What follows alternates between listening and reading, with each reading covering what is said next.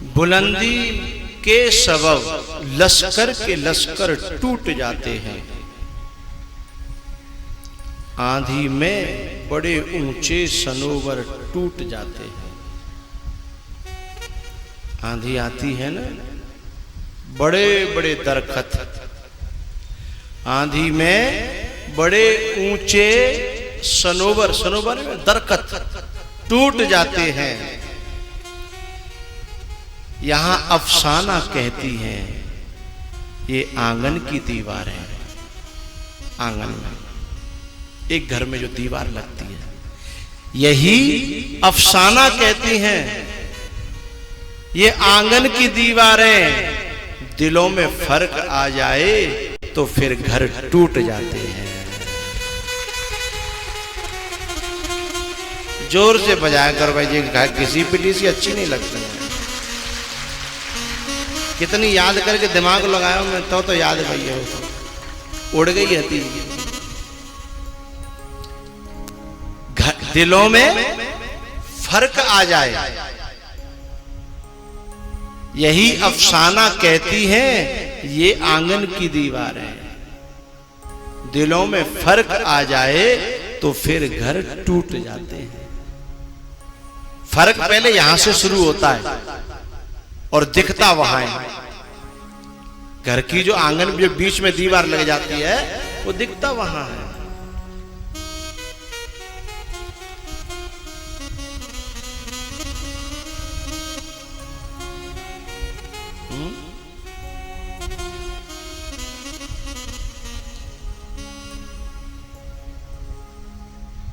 भरत जी महाराज को छोड़कर के केवल वो नहीं गया, हमारे भी अपने हमें छोड़कर के एक दिन जरूर चले जाते हैं। और कभी कभी तो ऐसा समय आता है बड़ा बुरा किसी किसी के जीवन में। एक मुझे बात याद आ रही है, एक टीचर थे, टीचर मास्टर, और उनके घर से भी मास्टर नहीं थी। उन दोनों ने अपने बच्चों को बड़ा खर्चा करके पढ़ाया और ऐसा पढ़ाया कि बहुत बड़े बनाया। पूरी तनख्वाह उनमें लगा दी और थोड़ा बहुत खेत वेत था वह भी बेच के लगा दिया। लेकिन बालक अच्छे पढ़ गए। एक अमेरिका में इंजीनियर बना और एक डॉक्टर बना, वो भी विदेश में था। अब धीमे धीमे समय बीतता गया, गुजरता गया, ये बुढ़े हो गए, दोनों रिटायर हुए तो पैसा मिला दोनों को काफी और पेंशन बन गई। तो इन्होंने अब अपने बच्चों से कहा कि बेटाओ अब तुम घर आ जाओ, अब हम बूढ़े हो गए हैं, अब पैसा की कोई कमी अपने पास है ही नहीं, तुमने भी खूब कमा लिया, हमें भी खूब मिला है, अब कम से कम अपने कलेजे के टुकड़ों को अपने पास रखेंगे, प्यार से जिएंगे, माया को हमें कछु करना ना।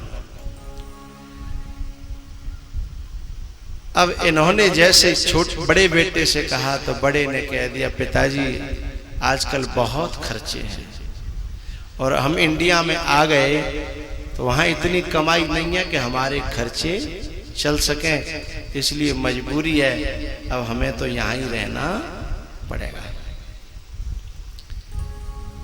अब बाप का तो मनोबल टूट गया। माँ बोली कि छोटे से कह के देख लो। बाप ने कहा कि जब एक नहीं मानी तो दूसरे को क्या भरोसा है। बोले कह के तो देख लो। डरते डरते बाप ने कहा कि तू ही पूछ ले अपने बेटे से। वो बोली लाओ मैं पूछ लेती हूँ। तो माँ कहती है बेटा, हर माँ बाप अपनी संतान को इसलिए पाल पोस के बड़ा करते हैं कि बुढ़ापे में सहारा देंगे, साथ साथ रहेंगे, साथ साथ जिएंगे, इसलिए। और पैसा कमाने के लिए हमने आपको विदेश भेजा था। अब पैसा की कोई कमी नहीं है, हमें सेवा की जरूरत है, आप लोग आ जाओ। छोटे ने भी अनेकों बहाने बना दिए, बच्चे पढ़ रहे हैं, वहां पढ़ाई नहीं हो पाएगी, ऐसा वैसा। लेकिन डोकरा डोकरिया के पास दोनों में से एक भी नहीं आया।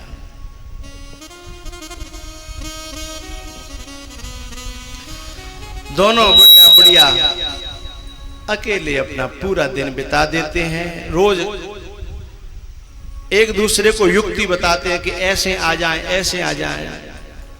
लेकिन एक जुगुते न मन ठहरानी,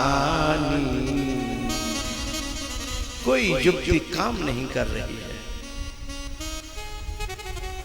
मां को तो टेंशन हो गया कि जिन बच्चों को, अपने कलेजे के टुकड़ों को हमने इसलिए पढ़ाया लिखाया था कि हमारे पास रहेंगे। एक दिन क्या हुआ, उनकी बूढ़ी मां को और फालिस मार गई। रात्रि में ठीक ठाक सोई थी, सुबह जब उठे तो फालिस मारी हुई। अंगों ने काम करना बंद कर दिया। इन्होंने अपने बच्चों को फोन किया कि बेटा तुम्हारी मां को फालिस मार गई है, हो सके तो देखने ही आ जाओ, बहुत याद कर रही है, बहुत रो रही है। दोनों कपूतों ने बहाना बना दिया और दोनों में से एक भी नहीं आया। दोनों ने कहा पिताजी अच्छी तरह से दिखाना, हम पैसे भेज देंगे, डॉक्टर का इंतजाम कर देंगे, अब हमारी मजबूरी है, एक बार हम आते हैं तो लाखों रुपए खर्च होंगे, ऊपर से यहाँ बिजनेस छूटेगा, काम धंधा छूटेगा, बहुत नुकसान होगा, उतने हम आपको भेज देंगे, डॉक्टर से दिखा देना, और हम आके कर भी क्या सकते हैं। बात लगती तो ठीक सी है, पर है बड़ी कड़वी। जब कोई औलाद ये कहती है ना माँ बाप से कि काम तो डॉक्टर करेगा, हम कर भी क्या सकते हैं, तब बात लगती तो ठीक सी है, पर माँ बाप के कलेजे पे बहुत खटकती है। क्योंकि माँ एक ऐसा देवता है जो कितनों बीमार पड़ी होए चारपाई पे, लेकिन यदि बा को बालक आ जाए ना छुट्टी परदेश से, तो बीमारी ठीक हो जाती है और खाट से खड़ी हो जाती है, चेहरे पर रौनक होती है उसके। कोई लड़का नहीं आया, पता है कई महीने बीत गए। अब पहले पत्नी सेवा करती थी और अब पत्नी की पति सेवा करता है। बड़ी शर्म के मारे मरी जाती है कि मैं सेवा करने के लिए इनके जीवन में आई थी और आज मुझे सेवा करानी पड़ रही है। बहुत रोती है, बहुत परेशान होती है। एक दिन क्या हुआ, अब इनका मास्टर जी का नियम बन गया है सुबह 5 बजे जगना और पूरे दिन अपनी पत्नी की सेवा करना, शाम को सुला करके सो जाना, फिर सुबह जगना। आप लोगों के भी पुत्र बहुत बाहर होंगे और ऐसा होता होगा जरूर। एक दिन क्या हुआ पता है, इस मास्टर जी को, इस पिता को बड़ा हर्ट हुआ भीतर कि औलाद इसलिए पैदा नहीं की थी और इसलिए नहीं पढ़ाई थी कि एक दिन हमसे इतनी दूर चली जाए। एक दिन शाम को मास्टर जी सोए और सुबह जब 5 बजे तो पत्नी की तो आंख खुल गई, लेकिन उस पति की आंख नहीं खुली। 6 बज गए तो भी आंख नहीं खुली, 7 बज गए तो भी आंख नहीं खुली। तो इस नारी को लगा कुछ खतरा है, भय पैदा होने लगा। लेकिन जब 6:30-7 बजने लगे तो ये नारी घबराने लगी। अब बोला तो जाता नहीं है, चला भी नहीं जाता, उठा भी नहीं जाता। जब धीमे धीमे 8-9 तक बज गए तो इससे लगा कि ये आदमी मेरा अब इस दुनिया में नहीं लगा, हिल ही नहीं रहा। 8 बज गए। तब इसने जैसे तैसे करके अपने आप को करवट ली और बेड से नीचे गिराया। नीचे गिरी और जैसे तैसे उलट पुलट होती हुई, खचेरती हुई पति के बेड तक गई और दांतों से उसका जो चदरा था वो खींचा तो देखा कि आदमी के प्राण पखेरु उड़ चुके हैं।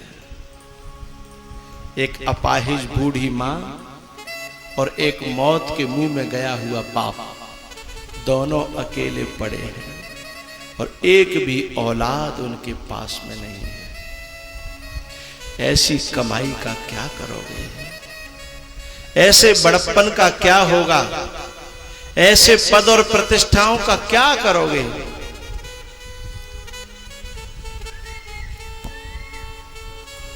अब ये नारी शहर में रहते थे, कोई किसी का शहर में होता तो है नहीं।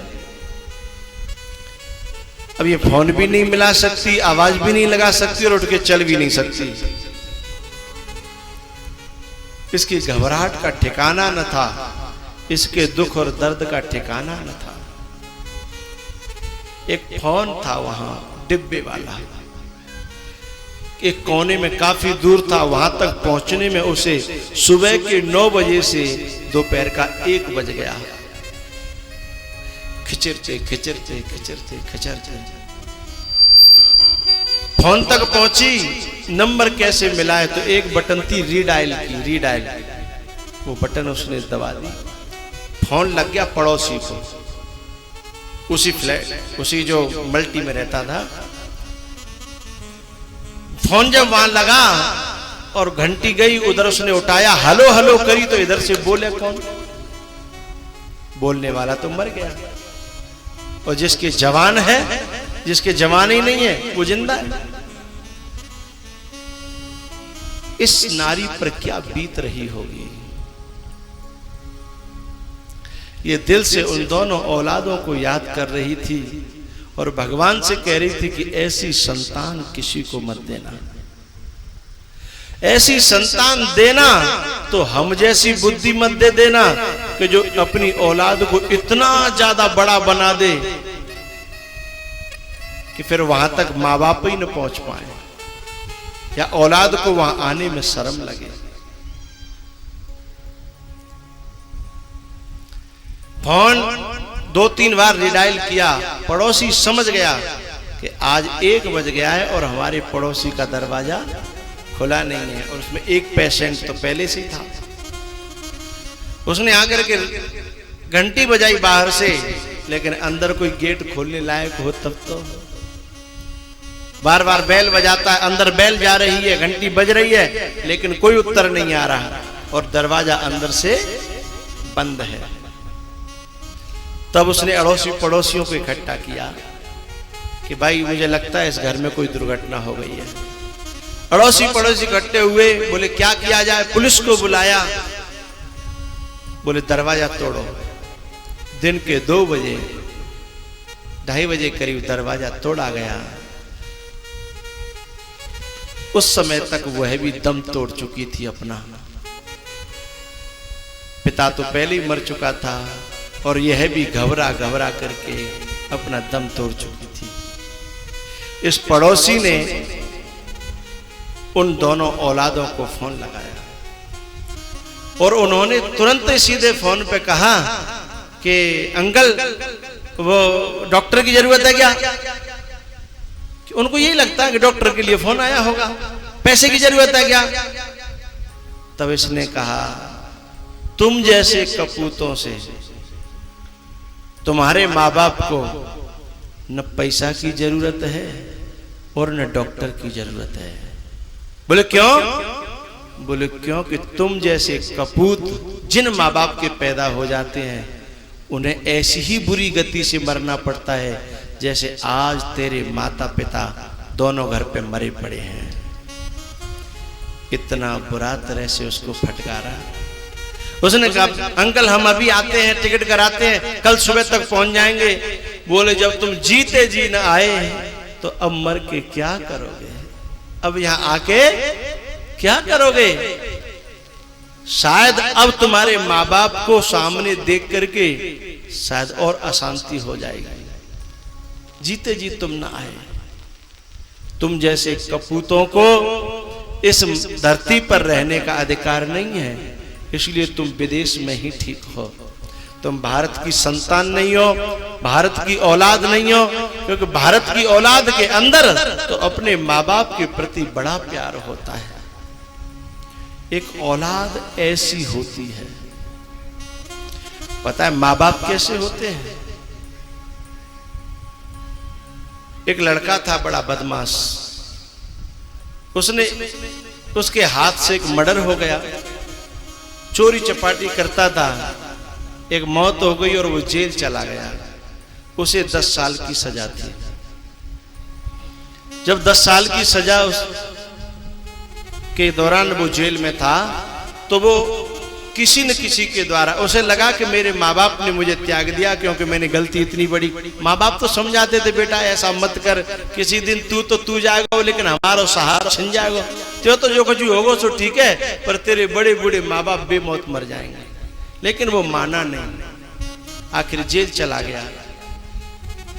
उस दिन से उसके माँ बाप न तो उससे मिलने आए, न कोई खबर न सुध।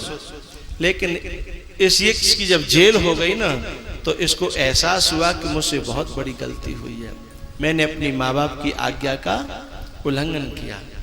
ये जेल से चिट्ठी डालता है अपने माँ बाप को कि पिताजी गलती तो मुझसे हो गई, मैं उसकी सजा भी भोग रहा हूँ, लेकिन एक बात मैं पूछना चाहता हूँ कि जब मेरी सजा पूरी हो जाए और मैं अच्छा बनने का कसम खा करके जब जेल से निकलूं, तो क्या मेरे लिए तुम्हारे घर में जगह है? ऐसा इसने चिट्ठियां डाली, लेकिन उधर से कोई जवाब नहीं आया। एक नहीं डाली, 10-20 चिट्ठी डाली, लेकिन उधर से कोई जवाब नहीं आया। आखिर समय चलता रहा। जब 10 साल पूरे हुए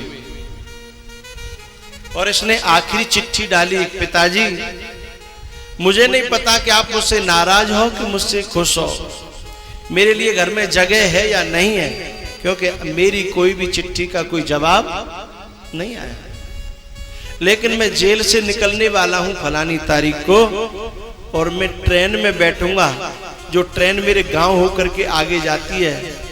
तो मेरी एक प्रार्थना है, यदि नेको जगह आपके घर में मेरे लिए बची होए, तो आप कहीं एक हरी झंडी गाड़ देना, तो मैं आकर के आपके पांव पकड़ लूंगा और आपको मना लूंगा। नेको जगह बची हो तो, और नेको जगह नहीं होए तो मैं सीधा ट्रेन में आगे बढ़ जाऊंगा जहां मेरी किस्मत मुझे ले जाएगी।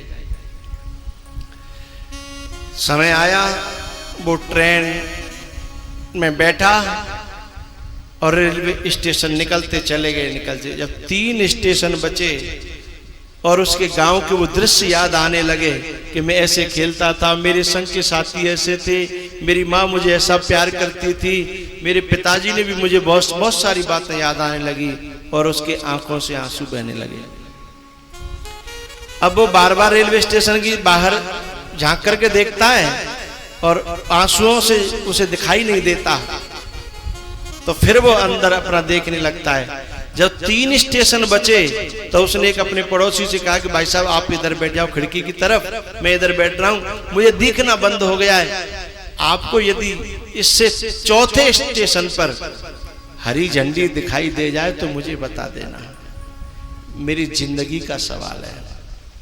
आदमी बैठ गया खिड़की की तरफ, एक स्टेशन निकला, दूसरा निकला, तीसरा जब निकला, 4थे पे उसने कहा भैया जरा गौर से देखना, मेरा गांव आ रहा है, कोई हरी झंडी दिख जाए तो मुझे बता देना। अब मुझे दिखाई नहीं दे रहा, आंसुओं की धारा चल रही थी। और जैसे गांव आया, उस खिड़की के सहारे बैठे हुए आदमी ने इसका कंधा हिलाते हुए कहा, ए भैया वो देखना जरा, वो देख। और इसने जैसे ही देखा तो हरी झंडी नहीं थी, एक पेड़ था, उस पर माँ की हरी साड़ी पूरी पीड़ से, टहनियों से, डालों से, सबसे माँ की पूरी साड़ी लिपटी हुई थी। और ये आदमी पागल हो गया और जैसे ये ट्रेन से उतरा और उस पेड़ की तरफ गया तो उस पेड़ के पास में उसके बूढ़े पिता खड़े हुए थे और जाकर के इसने अपने पिताजी के पांव में जब अपना माथा टेका, पिताजी ने उठा करके गले से लगा लिया और कहा, बेटा पुत्र कैसा भी हो, पिता के यहां उसके लिए कभी जगह खत्म नहीं होती। भले ही पुत्र के घर में पिता के लिए जगह न हो, भले ही औलाद के घर में बूढ़े माँ बाप के लिए जगह न हो, लेकिन माँ बाप के घर में भले ही झोपड़ी हो, चाहे 4 बच्चे हो, सबके लिए हमेशा जगह खाली रहती है।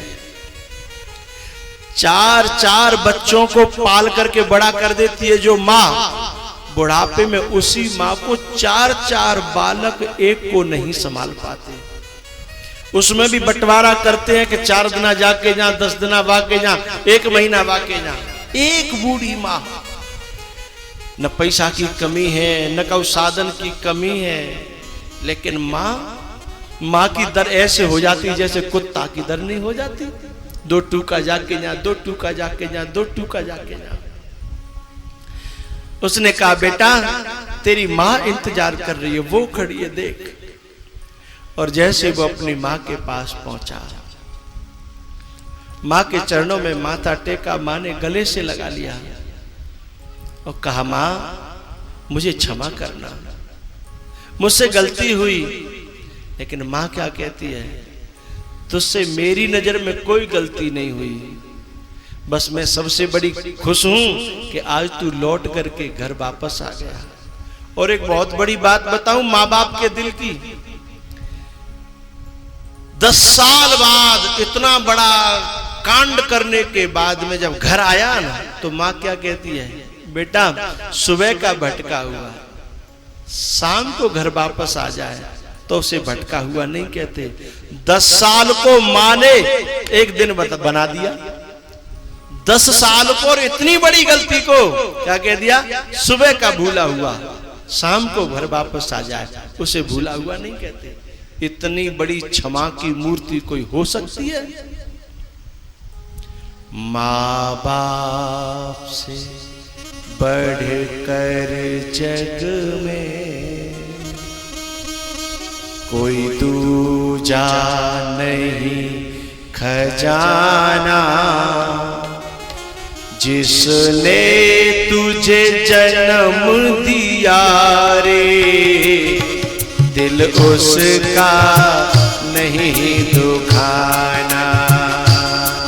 माँ बाप से बढ़कर जग में कोई दूजा नहीं खजाना, जिसने तुझे जन्म दिया रे, दिल उसका नहीं दुखाना।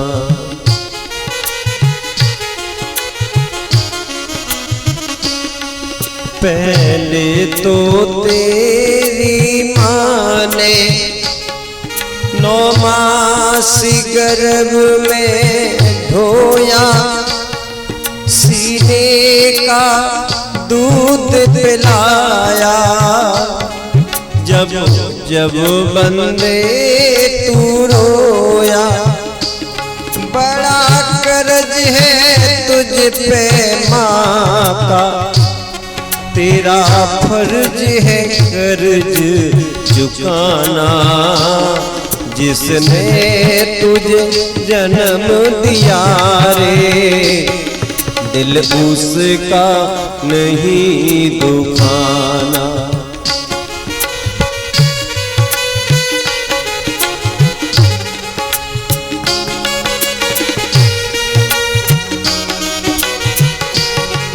दिन रात तुझे तेरी माँ ने बाहों में तुझे झुलाया, दिन रात तुझे तेरी माँ ने बाहों में तुझे झुलाया, खुद गीले में माँ सोई भी मैं तुझे सुनाया, बड़ा कर्ज है तुझ पे माता, बड़ा कर्ज है तुझ पे माता, तेरा फर्ज है कर्ज चुकाना। जिसने तुझे जन्म दिया रे, दिल उसका नहीं दुखाना।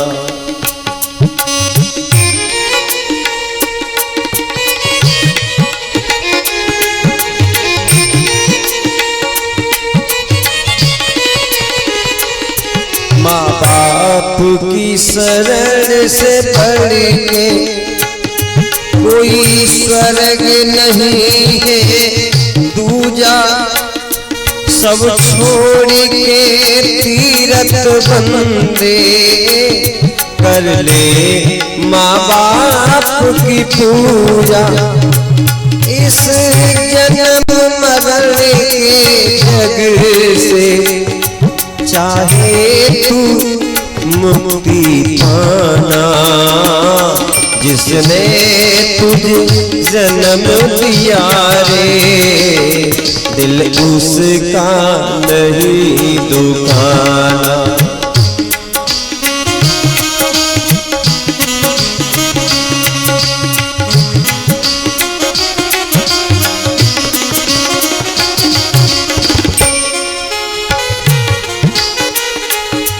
माँ से कुछ कम नहीं बंदे, होता है पिता का दर्जा, कोई भी चुका नहीं पाया। अपने माँ बाप का कर्जा, बड़ा कर्ज है तुझ पे माता, तेरा फर्ज है कर्ज चुकाना। जिसने तुझे जन्म दिया रे, दिल उसका नहीं दुखाना। माँ बाप से बड़े कर जग में कोई पूजा नहीं खजाना।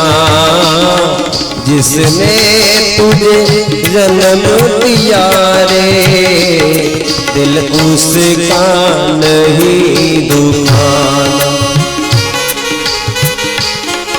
पहले तो तेरी माँ ने 9 मास गर्भ में ढोया, सीने का दूध पिलाया। जब जब बंदे तू रोया, 4 बच्चों को अकेले माँ पाल देती है। माँ की दुआ कभी खाली नहीं जाती। माँ दुआ दे या बदुआ, मगर भगवान से टाली नहीं जाती। 4 बच्चों का पेट पालती है एक माँ, मेरी माँ।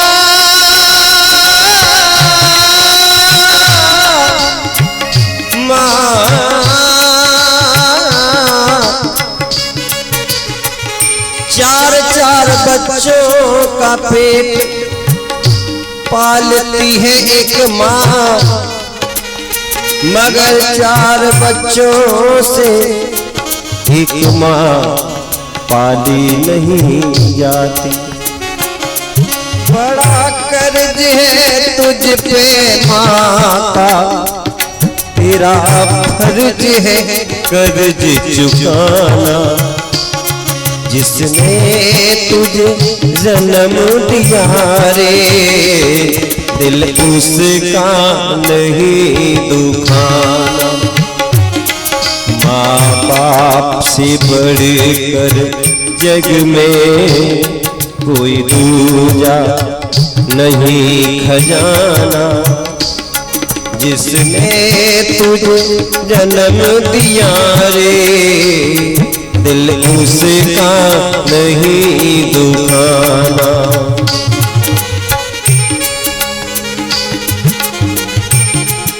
इस जन्म मरने के जग से चाहे तू मुक्ति पाना। जिसने तुझे जन्म दिया रे दिल उसका नहीं दुखाना। जिसने तुझे जन्म दिया रे दिल उसका नहीं दुखाना। जिसने तुझे जन्म दिया रे दिल उसका नहीं दुखाना। माँ बाप से बढ़कर जग में कोई दूजा नहीं खजाना। जिसने तुझे जन्म दिया रे दिल उसका नहीं दुखाना। जिसने तुझे जन्म दिया रे दिल उसका नहीं